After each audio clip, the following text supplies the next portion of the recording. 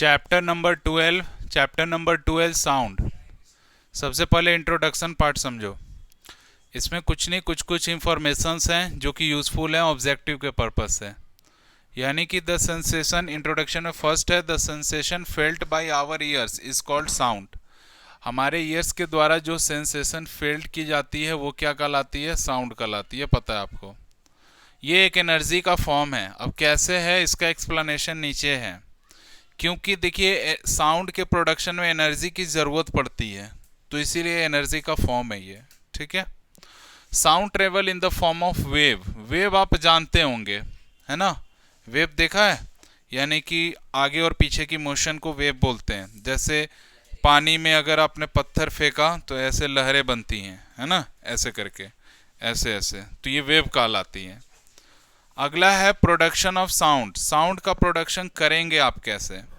तो sound is produced by an object when it vibrate. Sound needs medium to travel from one place to another. यानी इसका मतलब यह है कि साउंड का प्रोडक्शन तभी होगा किसी ऑब्जेक्ट से जब वो ऑब्जेक्ट वाइब्रेट करे। ठीक है। अगर ऑब्जेक्ट वाइब्रेट ही नहीं करेगा तो सीधी सी बात है साउंड का प्रोडक्शन भी नहीं होगा। साउंड को मीडियम की ज़रूरत पड़ती है एक जगह से दूसरी जगह ट्रेवल करने के लिए। यानी कि जिस प्रकार का मीडियम है, स्टेट ऑफ मैटर है, उस प्रकार से साउंड की स्पीड बढ़ती और घटती है, चेंज होती है। यानी अब है कि एनर्जी की ज़रूरत पड़ती है साउंड के प्रोडक्शन के लिए। ये बात मैंने आपको पहले ही बताया। इसी वजह से साउंड जो है is a form of energy है। ह्यूमन बींग्स में अगर हम बात करें मानव जाति में, तो साउंड का जो प्रोडक्शन होता है वो वोकल कॉर्ड से होता है। ये वही कॉर्ड है जो बचपन में पतला साउंड का प्रोडक्शन करता है। एक बच्चे की साउंड देखेंगे काफ़ी मधुर और पतली सी होती है, लेकिन बच्चा जब बड़ा होता है इसकी तरह, तो साउंड की आवाज़ जो साउंड है, ठीक है, वो थोड़ा सा लाउडर हो जाता है, कभी कभी इरिटेटिंग नज़र आएगा। ठीक है, सुनने में कानों को पसंद नहीं होगा। लेकिन यही जब छोटा बच्चा था तो बाबू बाबू करके सब इसका लैंग्वेज सुनने की कोशिश कर रहे थे, सुनना चाहते थे। ठीक है, चलिए अगला सुनिए। ठीक है, अगला सुनते हैं। Propagation of sound. अगला टॉपिक है प्रोपेगेशन ऑफ साउंड। साउंड का प्रोपेगेशन होता कैसे है? ठीक है, यानी कि साउंड जो है वो ट्रेवल कैसे करेगा एक जगह से दूसरी जगह, किन किन फैक्टर्स पे डिपेंडेंट होगा।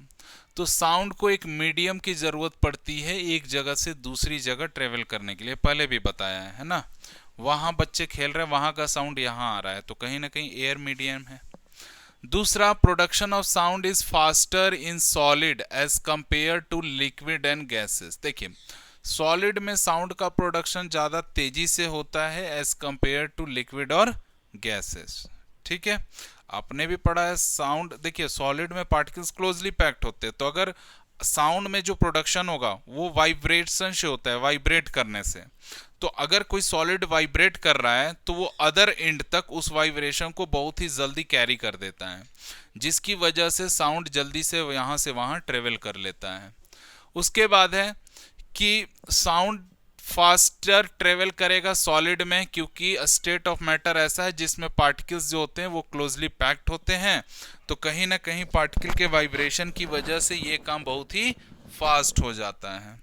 अगला है sound travel at least speed in the gaseous as the particles of gases are not closely packed. तो साउंड का प्रोडक्शन अगर आप देखेंगे तो गैसेज में साउंड का जो प्रोडक्शन होता है वो काफ़ी कम होता है, धीमी रफ्तार से होता है, काफ़ी स्लो होता है। ठीक है, कारण आपको पता चल गया होगा, पार्टिकल्स जैसे यहाँ पे थे वैसे यहाँ पे मूविंग पार्टिकल्स हैं, है ना? उसके बाद है कि वेव इज अ डिस्टर्बेंस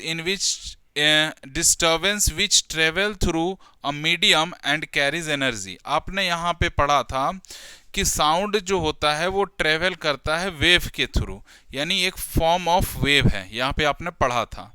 अब इसी वेव को समझने के लिए आप यहाँ पे आ जाइए। इसी में लिखा हुआ है, क्या लिखा है कि वेव इज अ डिस्टर्बेंस। ये एक ऐसा डिस्टर्बेंस है जिसमें which travels through a medium and carries energy. यानी कि अगर साउंड वेव है, वेव का एक फॉर्म है, तो ये वेव क्या होता है, तो वेव के बारे में यहाँ पे डिफाइन किया गया है कि एक ऐसा डिस्टर्बेंस है, यानी कि एक ऐसी अवस्था होती है वेव जिसमें जो कि ट्रेवल करता है किसी मीडियम के थ्रू, यानी कि वेव को ट्रेवल करने के लिए एक मीडियम की जरूरत पड़ेगी और वो एनर्जी कैरी करेगा। तो इसका मतलब साउंड वेव के फॉर्म में ट्रेवल करता है और एनर्जी के फॉर्म में भी ट्रेवल करता है। तो ये दोनों बातें का क्लैरिफिकेशन यहाँ पे है। उसके बाद है अगली लाइन कि so sound travel in a wave form known as mechanical wave. Mechanical wave वो वेव होता है जिसको मैंने मैकेनिकल एनर्जी में आपको पढ़ाया था, ठीक है, इससे पहले वर्क एंड एनर्जी के चैप्टर में। उसमें मैंने पढ़ाया था कि मैकेनिकल जो एनर्जी होती है वो एनर्जी होती है जिसमें पोटेंशियल और काइनेटिक एनर्जी का एक सम होता है, यानी कि सम ऑफ पोटेंशियल और काइनेटिक एनर्जी। तो वैसे ही एक मैकेनिकल वेव है जिसमें साउंड जो है ट्रेवल करेगा in a form of energy in a form of wave. तो ये वेव का कॉम्बिनेशंस होता है, ठीक है। अब देखिए फॉर एग्जांपल के लिए ये है ट्यूनिंग फॉर्क। इसको क्या बोलते हैं, यहाँ पे लिखना भूल गए, हम लिख देते हैं। इसको ट्यूनिंग फॉर्क बोलते हैं, ट्यूनिंग फॉर्क, ठीक है। ये ट्यूनिंग फॉर्क ऐसा है, फॉर एग्जांपल आपने स्टील का बड़ा वाला वो स्केल लिया होगा, आपने देखा होगा। स्टील का जो स्केल होता है उसको क्या करना है मैं बता रहा हूँ, बेंच पे, ठीक है, या कहीं भी टेबल पे एक जगह रखिए और उसको फिक्स कर दीजिए, ठीक है। थोड़ा सा कुछ बुक्स रख दीजिए, कुछ हैवी ऑब्जेक्ट उसके ऊपर रख दीजिए और थोड़ा सा पोर्शन बाहर होना चाहिए। अब बाहर वाले पोर्शन को उंगली से ऐसे करिए और दबा के छोड़िएगा, देखिएगा वो अप डाउन क्या करता है, एक स्पीड को पकड़ लेता है। तो वैसा ही होता है एक ट्यूनिंग फॉर्क। क्या बोले? अच्छा अच्छा, तो एक्सपेरिमेंट ऐसे पर्सन के साथ करें जिसको थोड़ा बहुत ज्ञान हो, ठीक है, क्या क्या हाँ इंसिडेंट्स हो सकते हैं। ऐसा नहीं कि रबर पकड़ाया एक आदमी को यहाँ पे, दूसरे को वहाँ पे बोला खींच जितना खिंचा सकता है बिना सेफ्टी मेजर्स के, और दोनों को ये भी नहीं पता है कि कहीं ना कहीं उसकी एक लिमिट है, वो रबर टूटेगा, एक दूसरे के मुंह पे लगेगा, है ना। तो उसको प्रिकॉशंस के साथ एक्सपेरिमेंट को, ठीक है, करें, ऐसे नहीं। तो ये उसी प्रकार से एक स्टील की तरह ट्यूनिंग फॉर्क है। जब ये ट्यूनिंग फॉर्क घूमेगा ऐसे तेजी से तो आप ये देखेंगे कि यहाँ पे दो चीजें बनती हैं, एक कंप्रेशन बनता है और दूसरा रेयर फैक्शन बनता है। अब देखो कंप्रेशन क्या चीजें हैं, जब आप फॉग को ऐसे घुमा रहे होगे ना तेजी से, तो आप देखोगे कोई एक एरिया है जो उसके नियर बाई में है जहां पे फ्रीक्वेंसी बहुत ज्यादा है। फ्रीक्वेंसी ज़्यादा इन द सेंस का मतलब है कि वहाँ पे एयर प्रेशर बहुत ज़्यादा लग रहा है और जिसकी वजह से हाई प्रेशर की वजह से ये एरिया ऐसा फॉर्म हो रहा है। एक समय बाद इसी एरिया में एयर का प्रेशर, हाई प्रेशर कम होगा, यानी कि लो प्रेशर आ जाएगा। उस लो प्रेशर की वजह से आप देखेंगे कि ऐसा कुछ एरिया नज़र आता है जो ब्लू डॉट से दिखाया गया है। उसके बाद फिर से वो अपने आप को कोलाइड करते हैं, काफ़ी ज़्यादा हाई प्रेशर होगी, एक दूसरे पे हाई प्रेशर एग्जर्ट करेंगे। हाई प्रेशर एग्जर्ट करने की वजह से होगा क्या कि हाई प्रेशर जब एग्जर्ट होगा तो फिर से ये ऐसा ही एरिया का फॉर्मेशन होगा, ठीक है। यानी कि ये नेचुरल थिंग है, हम ऐसा नहीं कि बीच में जा रहे हैं, वो ऐसे घूम रहा था और बीच में जाकर फिर से मारा और फिर से स्पीड पकड़ लिया, ऐसा नहीं करना है। एक बार आपको उसको पिंच करके छोड़ देना है, ऐसे प्रेस करके छोड़ देना है, वो अपने आप ऊपर नीचे ऐसे होते रहेगा और जिसमें ये एरिया का फॉर्मेशन होता है। एक एरिया कंप्रेशन बनेगा और दूसरा को बोलते हैं रेयर फैक्शन बोलते हैं। आई बात समझ में? ठीक है।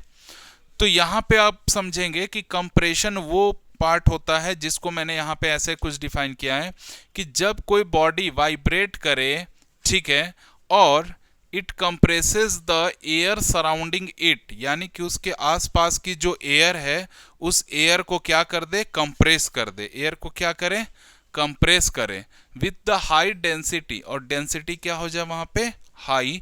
तो वैसे एरिया को बोलते हैं कंप्रेशन। याद रहेगा, कंप्रेशन का मतलब कंप्रेस करना, ठीक है। कंप्रेस करने का मतलब ही है कि वहां पे हाई डेंसिटी का प्रोडक्शन करना, हाई प्रेशर, एयर का जो प्रेशर है उसको दबाव डालना, तो कुछ पार्टिकल्स ऐसे नजर आएंगे, इसी को कंप्रेशन बोलते हैं। दूसरा है कि कंप्रेशन को सी से इंडिकेट करते हैं, ठीक है, कैपिटल सी या स्मॉल सी आप लिख सकते हैं, बट कैपिटल सी रियल होता है, वैल्यू इसकी वैल्यू नहीं है एक्चुअल में, कैपिटल सी से इसको इंडिकेट किया जाता है। तो compression is a part in which particles of medium are closer to one another forming high pressure. ये बात मैंने यहाँ भी थोड़ा सा डिस्कस किया है कि ये एक ऐसा पार्ट है जिसमें मीडियम के जो पार्टिकल्स हैं, मान लो ये साउंड किसी मीडियम में ट्रेवल कर रहा होगा, तो उस मीडियम के जो पार्टिकल्स हैं अगर वो एक दूसरे से काफ़ी क्लोजली पैक्ड हैं और उनमें हाई प्रेशर है एयर का, तो उनको बोलते हैं कंप्रेशन। ठीक है, लेकिन अगर उस मीडियम में हाई प्रेशर नहीं है, लो प्रेशर है, तो उसको क्या बोलेंगे? रेयरफैक्शन। तो रेयरफैक्शन को भी ऐसे ही डिफाइन किया गया है कि जब वाइब्रेटिंग बॉडी, ठीक है, vibrate back an area of low pressure, ध्यान रखिएगा कैसा प्रेशर? लो प्रेशर, तो डेंसिटी भी क्या हो जाएगी? लो हो जाएगी। जैसे यहाँ हाई डेंसिटी था, तो ये क्या बनाएगा? रेयरफैक्शन। रेयरफैक्शन को कैपिटल आर से इंडिकेट करते हैं। तो पहले क्या पढ़ा? इंट्रोडक्शन, फिर प्रोडक्शन ऑफ साउंड कैसे होता है, प्रोपेगेशन, साउंड ट्रेवल कैसे करता है, किस मीडियम में फास्टर, किस मीडियम में स्लोअर ट्रेवल करेगा। यहाँ से एमसीक्यू के क्वेश्चंस भी बनते हैं कि साउंड सबसे तेजी से किस मीडियम में ट्रेवल करता है, ठीक है, और सबसे कम किस मीडियम में ट्रेवल करता है। दूसरा ये भी बनेगा कि साउंड क्या एनर्जी का फॉर्म है या वेव का फॉर्म है। तो साउंड एनर्जी के भी फॉर्म में होता है, वेव के भी फॉर्म में होता है, दोनों फॉर्म में होता है। क्या साउंड को मीडियम की जरूरत पड़ती है? तो हाँ, साउंड को ऑब्वियसली मीडियम की जरूरत पड़ेगी, सॉलिड, लिक्विड और गैस की जरूरत पड़ेगी। मीडियम यही तीन है। उसके बाद है कि अगर साउंड का प्रोडक्शन हो रहा है वेव के फॉर्म में, तो क्या वो वेव मैकेनिकल वेव है? तो हाँ, वो वेव क्या कहलाता है? मैकेनिकल वेव कहलाता है।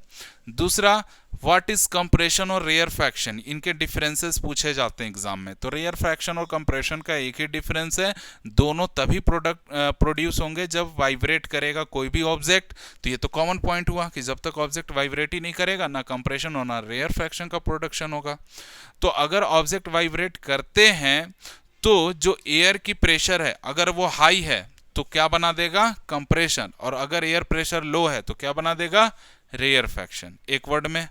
तीसरा डिफरेंस जो है कि कंप्रेशन में हाई डेंसिटी होती है, चूंकि एयर का प्रेशर ज़्यादा है डेंसिटी हाई होगी, और रेयरफैक्शन में एयर का प्रेशर कम है तो डेंसिटी भी कम होगी।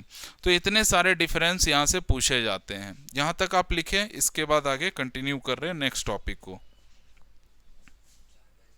Do not travel through a vacuum, ठीक है, यानी कि साउंड जो होता है वो वैक्यूम के थ्रू ट्रेवल नहीं करता।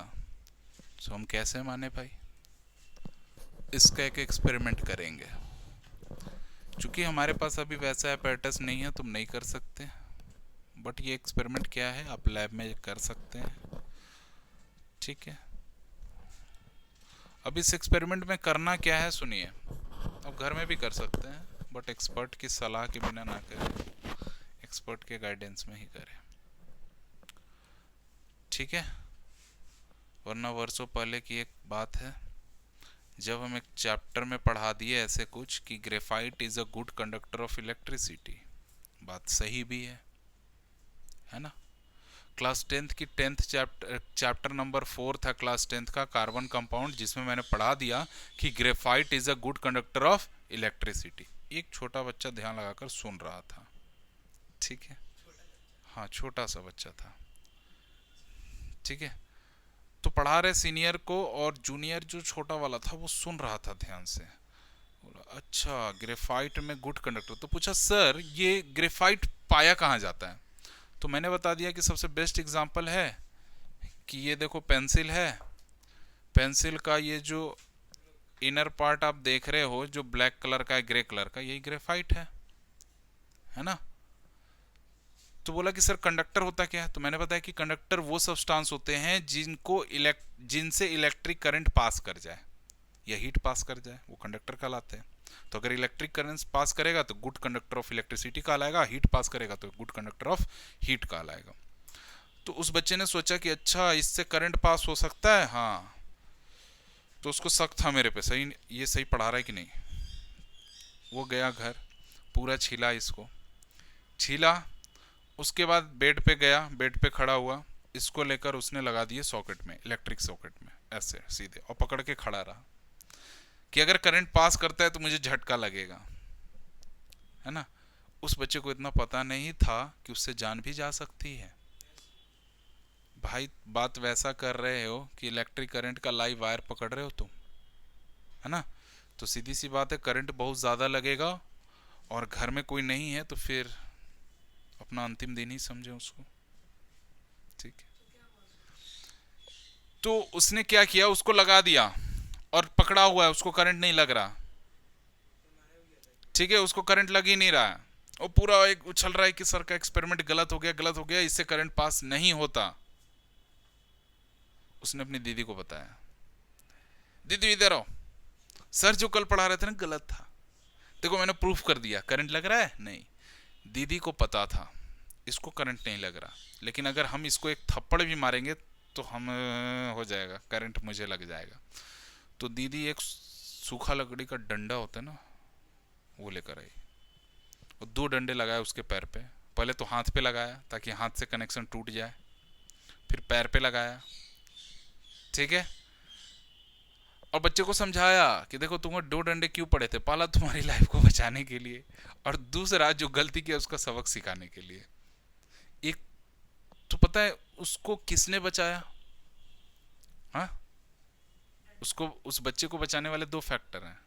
पहला फैक्टर तो खुद भगवान ही है और दूसरा फैक्टर है इंसुलेटर, उसका बेड पे खड़ा होना, जमीन से संपर्क ना होना, वो एक इंसुलेटर है। तो यानी करंट उसकी बॉडी में तो आ रहा है बट उसकी बॉडी से ही रिवर्स होकर जा रहा है। तो अगर उस समय उसकी बॉडी को किसी ऐसे पर्सन ने जिसका कांटेक्ट ग्राउंड से उसने टच कर दिया तो उसकी बॉडी में भी करंट आ जाएगा, ठीक है। तो बच गया। और ये बात उसकी दीदी को पता था कि अगर गलती से उसको हम हाथ छुड़ाए भी तो हम करंट की लपेट में आ जाएंगे, करंट हम में आ जाएगा, क्योंकि वो ग्राउंड लेवल पे खड़ी थी। तो उस समय उसको कुछ पता चला नहीं। अगले 2 दिन बाद कहे तो मुझे ये घटना बताई गई कि हाँ इस बच्चे ने ऐसा काम किया है, आपने पढ़ाया था उसको समझ के सोच के और इसने चेक करने का। तो मेरे को भी थोड़ा गुस्सा है, ठीक है। मैंने कहाँ बोला था कि इसका एक्सपेरिमेंट एसी करंट पे ही कर देना, मैंने सब बताया था कि इसका एक्सपेरिमेंट आपको डीसी करंट पे करना है, यानी कि डायरेक्ट करंट, बैटरी की जो करंट होती है ना उससे। फॉर एग्जांपल आप एक छोटा सा बैटरी आपके घर में होगा, खरीद के लाएं या घर में होगा, उसमें आपको वायर जोड़ना है नेगेटिव और पॉजिटिव, और उस वायर में एक एंड पे इसको लगा देना है, क्या बोलते हैं, ग्रेफाइट को। और लगाने के बाद ग्रेफाइट से फिर वायर लेकर बल्ब में लगाना है, छोटी सी जो एलईडी बल्ब आती है, और फिर स्विच ऑन करके देखना है कि अगर बल्ब ग्लो किया यानी उस ग्रेफाइट से करंट पास हो रहा है ना। तो डीसी वैसे ही इसको जब भी करें तो एक्सपर्ट के सलाह पे करें और एक्सपर्ट को ध्यान में रखकर करें, उसको बैठाइए, एक्सपर्ट आप बैठिए, अब हम कर रहे हैं, अब मुझे हेल्प करिए कैसे कैसे। लेकिन ये कुछ वैसा नहीं है, ये करंट से वैसा नहीं है, लेकिन यहाँ पे देखो इलेक्ट्रिक कनेक्शन है तो खतरा है। तो इस एक्सपेरिमेंट में किया क्या गया कि देखिए एक जार लिया गया शीशे का, ठीक है। अब शीशे का ही जार क्यों ले रहे हैं हम, क्योंकि हमें पता चलेगा बाद में कि क्या यूज है शीशे का। एक ट्रांसपेरेंट जार लेंगे हम, चाहे शीशे का हो प्लास्टिक का हो, ट्रांसपेरेंट होना चाहिए। उसमें कॉर्क लगा दिया, कॉर्क रबर का होता है, वहां से उतना ही होल किया जितने से इलेक्ट्रिक कनेक्शन हम दे पाए कि इलेक्ट्रिक वायर पास हो पाए। इलेक्ट्रिक वायर के यहाँ पे स्विच लगा दिया हमने, अब करंट ऑन किया, स्विच ऑन किया, और इसमें चूंकि एयर है तो सबसे पहले हमने स्विच ऑन किया और देखा कि बेल रिंग हो रहा है और इसकी आवाज हमें बाहर सुनाई पड़ रही है, ठीक है। तो ये प्रूफ हो गया कि इसको मीडियम की जरूरत है, तब ये सुनाई पड़ रहा है। अब हमने दूसरे एक्सपेरिमेंट दूसरी बार क्या किया, अब एक वैक्यूम पंप लाए और यहां से एयर को खींचना स्टार्ट किया। वैक्यूम पंप क्या करेगा, इसके अंदर जितनी ऑक्सीजन या जितनी एयर है उसको खींचकर कहां लेकर आएगा, बाहर। तो जब वैक्यूम पंप इसकी एयर को बाहर लेकर आ जाएगा तो इसमें कहीं ना कहीं एक वैक्यूम क्रिएट होगा। समझ आ रही है बात। ये वैक्यूम का स्पेलिंग देख लो, यहाँ पे बहुत सारा गलती होता है, हम लोग डबल सी लिख देते हैं जबकि डबल यू होता है। तो इस पूरे वैक्यूम पूरे एयर को बाहर लेकर आएगा तो यहाँ पे क्या क्रिएट होगा, वैक्यूम। और जब वैक्यूम क्रिएट होगा अब इलेक्ट्रिक स्विच को ऑन करेंगे, देखेंगे ये रिंग नहीं होगा। तो आपको लगेगा सर हो सकता है कनेक्शन टूट गया होगा अंदर, नहीं, इसीलिए तो ट्रांसपेरेंट जार रखा था। आपको ये दिखेगा कि ये वाइब्रेट कर रहा है, ऐसे ऐसे ऐसे ऐसे वाइब्रेट कर रहा है हल्का हल्का, बट ये इसकी आवाज आपको सुनाई नहीं पड़ रही। क्यों? क्योंकि अब जो एयर था ना वो तो बाहर आ गया, इसमें तो कोई मीडियम रहा नहीं, मीडियम नहीं रहा यानी कि वैक्यूम है, और वैक्यूम में मैंने लिखवाया आपको, कहीं पे तो लिखवाया है कि travel not do not travel through a vacuum, sound जो है वैक्यूम से ट्रेवल नहीं करता। ठीक है, यहां तक बात समझ में आ रही है? चलो नेक्स्ट, नेक्स्ट देखो, sound waves are longitudinal wave. Sound wave कैसे होते हैं? लॉन्गिट्यूडनल वेव होते हैं। लॉन्गिट्यूडनल वेव वो वेव होते हैं जिनमें पार्टिकल्स जो होते हैं मीडियम के वाइब्रेट करते हैं आगे और पीछे की तरफ, ऐसे ऐसे। जैसे आपने डीजे का साउंड सुना होगा, वो कानों में ऐसे आता है फिर बाहर जाता है, आता है जाता है, आता है जाता है, ऐसा कुछ लग रहा होता है। ठीक है, तो यानी लॉन्गिट्यूडनल वेव वो वेव होते हैं जिनमें जो पार्टिकल्स होते हैं मीडियम के वो वाइब्रेट करते हैं आगे पीछे की तरफ। ठीक है, ये उसी डायरेक्शन में वाइब्रेट करेंगे जिसमें वेव का डायरेक्शन हो, यानी कि जो डायरेक्शन वेव की होती है उसी डायरेक्शन में ये क्या करते हैं?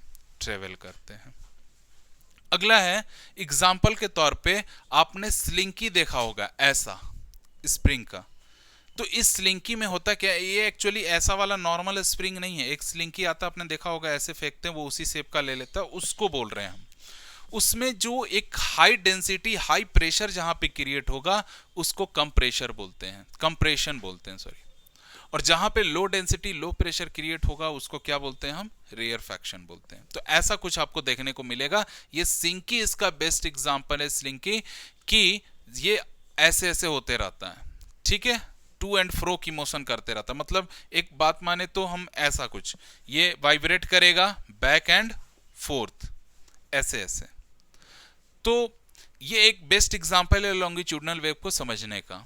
अब चूंकि लॉन्गिट्यूडनल वेव है और साउंड लॉन्गिट्यूडनल वेव को ही फॉलो करता है, तो इसका मतलब साउंड को मीडियम की जरूरत है। तो ये वो वेव है जिसको किसकी जरूरत पड़ेगी? मीडियम की जरूरत पड़ेगी ट्रेवल करने के लिए। जो डायरेक्शन होता है इसके वाइब्रेशन का, इसके वो क्या होता है, इसके पार्टिकल्स का जो वाइब्रेशन का डायरेक्शन होता है आगे पीछे, वो पैरेलल होता है। किसके पैरेलल होगा? वेव के डायरेक्शन के। यानी अगर वेव आगे जा रही है ऐसे, तो डायरेक्शन भी ऐसे ही जाएगा। ठीक है, वाइब्रेशन का। अगला है ट्रांसवर्स वेव। अब देखिए ट्रांसवर्स वेव क्या होता है। ट्रांसवर्स वेव इसका अपोजिट होता है लॉन्गिट्यूडनल वेव का। ये ऐसा वेव है जब एक स्लिंकी का वन एंड, यहां पे आप देखो वन एंड मैंने क्या कर दिया है? फिक्स, और उस स्लिंकी को लेकर ऐसे ऐसे कर रहे हैं, तो उस पे कुछ ऐसे वेव्स बनेंगे। ठीक है, डांस का स्टेप भी होता है ऐसे ना जी। तो ऐसा ही एक वेव बनेगा। तो यही वेव, ये जो होता है वेव, ये अप होगा और डाउन होगा, बहुत जल्दी से होगा, रैपिडली। ठीक है, और ये कब होगा? जब इसका अदर एंड को हम क्या कर दें? फिक्स कर दें। तो ये कैसे वेव का प्रोडक्शन करेगा? ट्रांसवर्स वेव का, याद रखेंगे। यानी अगर स्लिंकी का एक एंड फिक्स कर दिया और वेव कुछ ऐसे ऐसे हो रहा है, तो इस वेव को बोलते हैं ट्रांसवर्स वेव। याद रहेगा, ऐसे ऐसे। ठीक है, और डांस का स्टेप भी यही है। अगला है कि transverse wave do not need, देखिए ध्यान से सुनिएगा, यहां पे मैंने बोला था कि इनको मीडियम की जरूरत है, needs medium to travel, longitudinal wave को। बट ट्रांसवर्स वेव को मीडियम की जरूरत नहीं पड़ती है एक जगह से दूसरी जगह तक ट्रेवल करने के लिए। और ये वेव जो होते हैं, जैसे ये पैरेलल पास हो रहा था ना, जैसे वेव का जो डायरेक्शन है उसी डायरेक्शन में ये पास हो रहा था, यानी पैरेलल था लेकिन ये पैरेलल नहीं होता। ठीक है, ये क्या होता है? राइट एंगल पे, यानी राइट एंगल पे इंक्लाइन होता है वेव के डायरेक्शन के। पार्टिकल्स का जो नेचर होता है, यानी कि जो पार्टिकल्स होते हैं उनका जो वाइब्रेशन है वो कहीं ना कहीं डायरेक्शन ऑफ वेव के परपेंडिकुलर होता है, राइट एंगल पे होता है। ऐसा कुछ अगर आप देख पा रहे हैं, रेड से मैंने किया ऐसा कुछ। तो ये था आपका लॉन्गिट्यूडनल और ट्रांसवर्स वेव का एक्चुअल में डिफरेंस। ठीक है, यहां तक समझ आया? अगला टॉपिक है कैरेक्टरिस्टिक्स ऑफ साउंड वेव। अब साउंड वेव की क्या क्या कैरेक्टरिस्टिक्स हैं उनको पढ़ेंगे, और यहां से हमारे न्यूमेरिकल पार्ट्स आने लगते हैं। सबसे पहला है वेवलेंथ। वेवलेंथ पढ़ेंगे हम क्या है। फ्रीक्वेंसी क्या होती है किसी वेव की, वो पढ़ेंगे। एम्पलीट्यूड क्या होता है उसको समझेंगे। टाइम पीरियड को समझेंगे। वेलोसिटी का प्रोडक्शन कैसे हुआ, कितनी वेलोसिटी प्रोड्यूस कर सकता है उसको पढ़ेंगे। और अगला जो हमने देखा है कि when the wave travel in a air the density and the pressure of air changes from there mean position. जब जो वेव है अगर वो एयर में ट्रेवल करेगा तो जो डेंसिटी है एयर की या जो प्रेशर है वो भी चेंज होगा। जैसा कि मैंने आपको बताया कि अगर हाई डेंसिटी है तो कंप्रेशन बनेगा, लो डेंसिटी है तो रेयर फ्रैक्शन, हाई प्रेशर है तो कंप्रेशन बनेगा और लो प्रेशर है तो रेयर फ्रैक्शन बनेगा। यहां तक की बात समझ में आ रही है? अब इनको हम पढ़ते हैं थोड़ा सा और आगे की तरफ डिटेल में, ठीक है।